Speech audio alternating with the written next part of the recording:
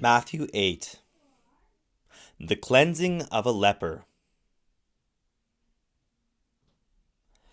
When Jesus came down from the mountain, great crowds followed him, and then a leper approached and did him homage and said, "Lord, if you wish, and you can make me clean." He stretched out his hand and touched him and said, "I will do it. Be made clean." His leprosy was cleansed immediately. Then Jesus said to him, "See that you tell no one, but go and show yourself to the priest, and offer the gift that Moses prescribed. That will be proof for them." The healing of the centurion's servant. When he entered Capernaum, a centurion approached him and appealed to him, saying, "Lord, my servant is lying at home paralyzed, suffering dreadfully." He said to him, "I will come and cure him." The centurion said in reply, "Lord, I am not worthy to have you enter under my roof. Only say the word, and my servant shall be healed. For I too am a person subject to authority, with soldiers subject to me, and I say to one, 'Go,' and he goes, and to another, 'Come here,' and he comes, and to my slave, 'Do this,' and he does it." When Jesus heard this, he was amazed and said to those following him, "Amen, I say to you, in no one in Israel have I found such faith. I say to you, many will come from the east and the west and will recline with Abraham, Isaac, and Jacob at the banquet of the kingdom of heaven. But the children of the kingdom will be driven out into the outer darkness, where there will be wailing and the grinding of teeth." And Jesus said to the centurion, "You may go. As you have believed, let it be done for you." And at that very hour his servant was healed.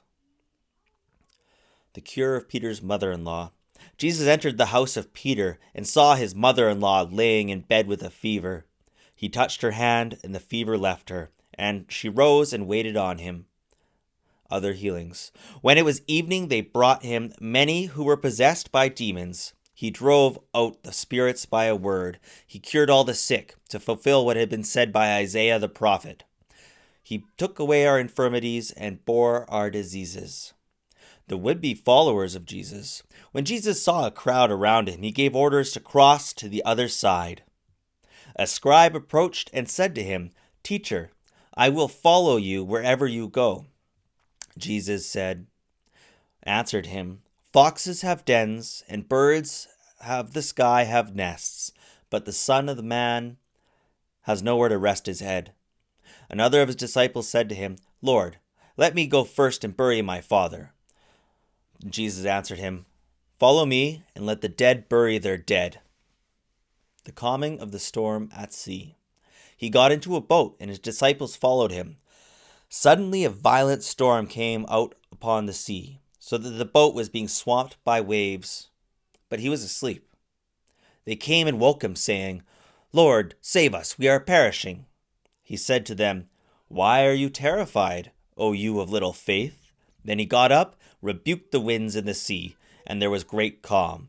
The men were amazed and said, "What sort of man is this, whom even the winds and sea obey?" The healing of the Gadarene demoniacs. When he came to the other side to the territory of the Gadarenes, two demoniacs were coming from the tombs to meet him. They were so savage that no one could travel by that road. They cried out, "What have you to do with us, Son of God? Have you come here to torment us before the appointed time?"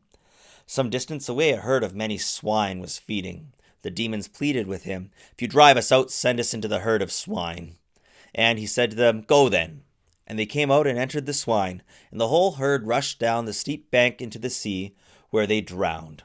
The swineherds ran away, and when they came to the town, they reported everything, including what had happened to the demoniacs.